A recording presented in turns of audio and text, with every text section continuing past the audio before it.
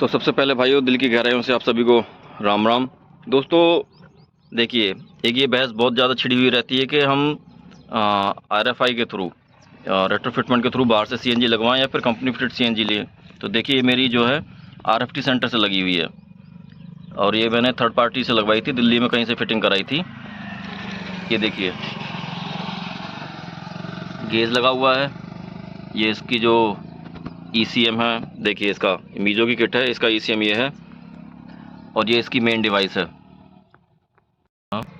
ये है इसका रिड्यूसर, ये CNG का गेज इसके पीछे लगा हुआ। फिटिंग देखिए थर्ड पार्टी मैंने कराई है, लेकिन आप फिटिंग देख के कोई भी ये नहीं कह सकता कि बाहर से लगा हुई है। आप देखिए ट्रिपल लेयर वायरिंग की करवाई थी मैंने, बहुत बढ़िया से वायरिंग हुई है, बहुत बढ़िया मेरी किट चल रही है, कोई भी आज तक इश्यूज़ में आया नहीं है। यहाँ से ये इसका फिलिंग वॉल है, मैं यहाँ से इसमें CNG डलाता हूँ।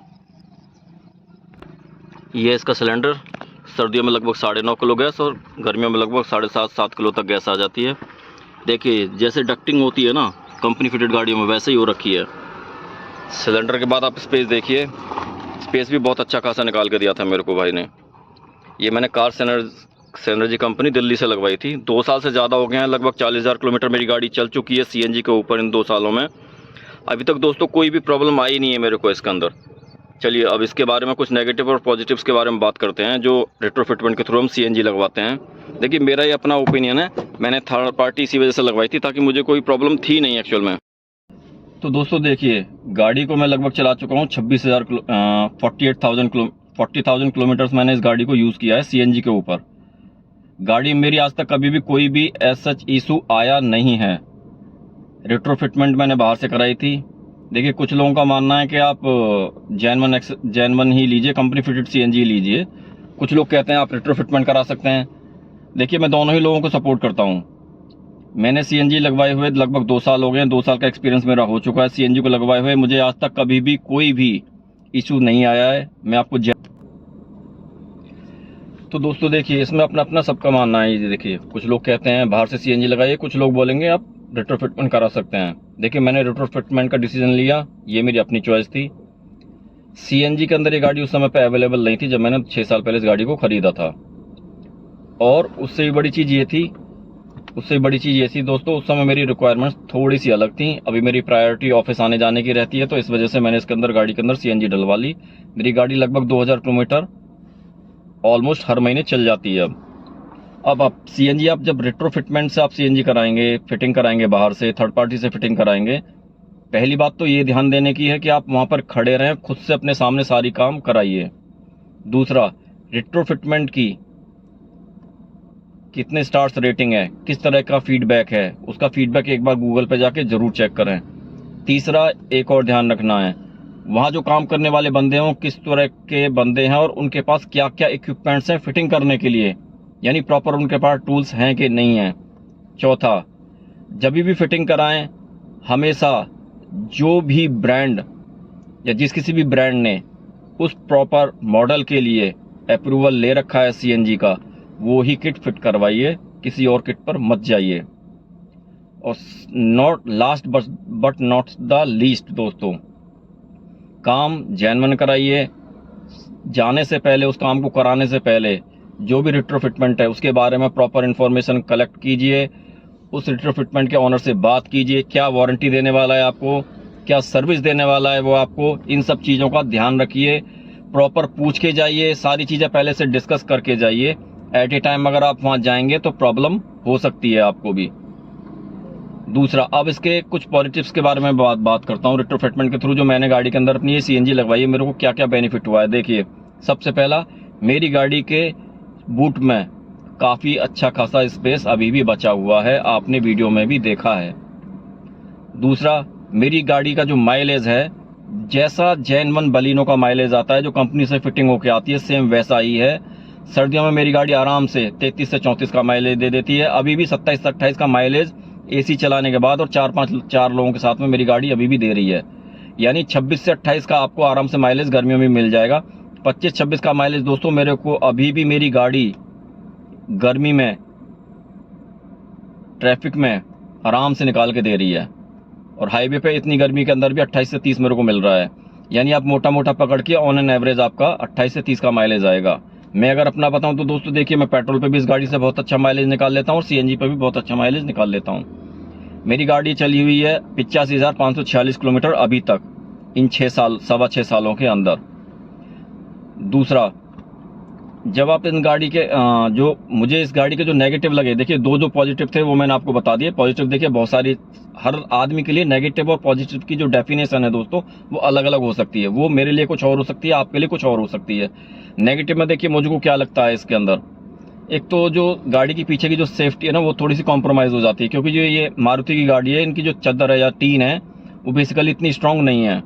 एक तो उस पर ध्यान देने की चीज है, वो थोड़ा सा नेगेटिव मेरे को लगता है। दूसरा नेगेटिव पॉइंट जो मुझे जो लगता है खाली, वो ये कि इंजन का जो बे है ना, जो इंजन बे जो मैंने आपको जहाँ पे फिटिंग्स लगी हुई हैं, वो आप वॉश नहीं करा सकते जैसे एक पेट्रोल गाड़ी में या फिर एक कंपनी फिट सीएनजी जो गाड़ी आती है उसके अंदर आप करा लेते हैं।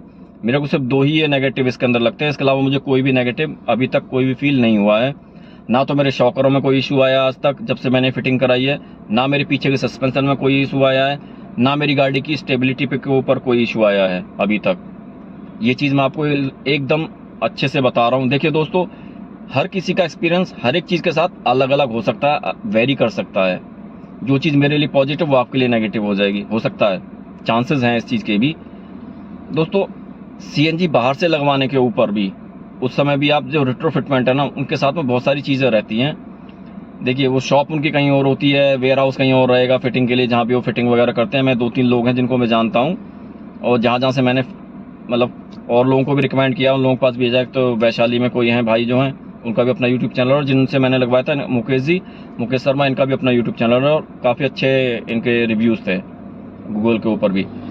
मैं दोस्तों 2 साल में इस गाड़ी के अंदर सीएनजी लगाने के बाद ना तो मुझे माइलेज से रिलेटेड का भी इशू आया, ना पिकअप और से रिलेटेड कोई इशू आया, ना ही कोई अदर इशू आया है। 1 साल की वारंटी उन्होंने हर एक चीज़ के ऊपर मेरे को दी थी, जिसमें कि उन्होंने मेरा जैसे ये फीलिंग वाल्व था ये 1-1.5 महीने के बाद ही लीक करने लगा था, तो उन्होंने फ्री ऑफ कॉस्ट मुझे रिप्लेस करके दिया था। उसके अलावा मेरी गाड़ी में आज तक एज सच कोई भी इशू नहीं आया है।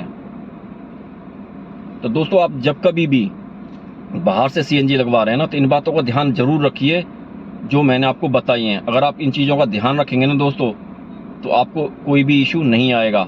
हाँ, एक नेगेटिव जो मैं बताना भूल गया दोस्तों, वो है इनका चेक इंजन लाइट। जब भी आप रिट्रोफिटमेंट कराएंगे तो आपको होगा क्या, उसमें ये चीज़ रहती है कि चेक इंजन लाइट आपकी 300-400 किलोमीटर जैसे ही आपकी गाड़ी चलेगी पेट्रोल से सीएनजी में जब शिफ्ट होती है, उसके बाद वो चेक इंजन लाइट आ जाएगी। आप उसको चाहे बार बार कितना भी स्कैन कराइए, आप हटवा दीजिए 200-250 किलोमीटर बाद वो फिर से आ जाएगी, तो उससे कोई भी इशू नहीं होता है। लेकिन अगर वो लाइट ब्लिंक कर रही है मीन्स वो फिर एक डेंजर का साइन है, गाड़ी को साइड कर दीजिए और अपने सर्विस सेंटर से संपर्क कीजिए। ब्लिंक नहीं करनी चाहिए, वो लाइट कंटिन्यू जलती रहती है, कोई भी इशू नहीं आता है। अभी मैं जब बाहर गया था लॉन्ग रूट पे, तो गाड़ी पेट्रोल पे भी चली थी, तो चेक इंजन लाइट मेरे आराम से चली गई थी। और दोस्तों एक और मिथ रहता है कि जी अगर हम सीएनजी बाहर से लगा लेंगे तो फिर पेट्रोल पे माइलेज नहीं देगी। घंटा भाई साहब, मेरी गाड़ी सीएनजी पे भी और पेट्रोल पे भी बहुत बढ़िया माइलेज देती है। मेरे को तो आज तक कभी कोई इशू फील नहीं हुआ है, बशर्ते आपने जिस सर्विस सेंटर को चुना है, वहाँ के सर्विस सेंटर में जो लोग काम करने वाले हैं, टेक्नीशियंस हैं, वो वेल ट्रेंड होने चाहिए, उनके पास प्रॉपर इक्विपमेंट्स होना चाहिए। और सबसे बड़ी चीज़, आपकी गाड़ी के अंदर जो ट्यूनिंग की जा रही है वो बहुत ही प्रिसाइजली तरीके से होनी चाहिए। उसके बाद आपको आई डोंट थिंक सो कि आपको किसी भी तरह का कोई भी इशू फेस करने को मिलेगा। दोस्तों एक नेगेटिव और मैं बता देता हूँ आपको। देखिए मुझे उस नेगेटिव से कोई फ़र्क नहीं पड़ता है, क्योंकि मुझे ज़्यादा पिकअप की ज़रूरत भी नहीं है गाड़ी में, ना ज़्यादा पावर की ज़रूरत है। तो वो बात ये है कि कुछ लोगों को लगता है कि जी गाड़ी के जो परफॉर्मेंस है, जो जेन्युइन होती है, और जो आरएफटी रिट्रोफिटमेंट के थ्रू हम लगवाते हैं उसके पिकअप में दिक्कत आती है। देखिए पिकअप में बहुत माइनर सा डिफरेंस आता है। सीएनजी अगर आपने आरएफटी लगवाई है, रिट्रोफिटमेंट सेंटर के थ्रू लगवाई है, और उसमें और कंपनी फिटेड में देखिए हल्का सा तो फ़र्क आएगा ही। वो पिकअप का फ़र्क आएगा, वो भी इस वजह से आता है क्योंकि ये डिपेंड करता है सिस्टम के अंदर जो ईसीएम उसको किस हिसाब से ट्यून किया गया है। कंपनी अपने हिसाब से ट्यूनिंग करके देती है।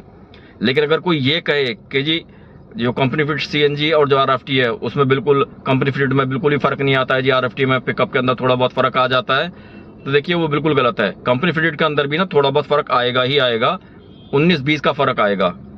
हाँ, उसमें आपको फर्क कम पता चलेगा।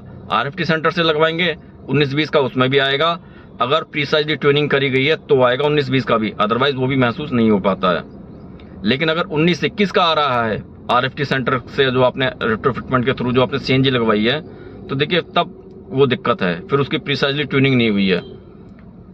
CNG किट किसी भी कंपनी की हो, कहीं से भी लगवाइए, लेकिन सबसे ज़्यादा ज़रूरी उसका है CNG किट को किस तरह से ट्यून किया गया है, उसकी प्रीसाइजली ट्यूनिंग को किस तरह से हिसाब से मेंटेन किया गया है, उस पर डिपेंड करता है।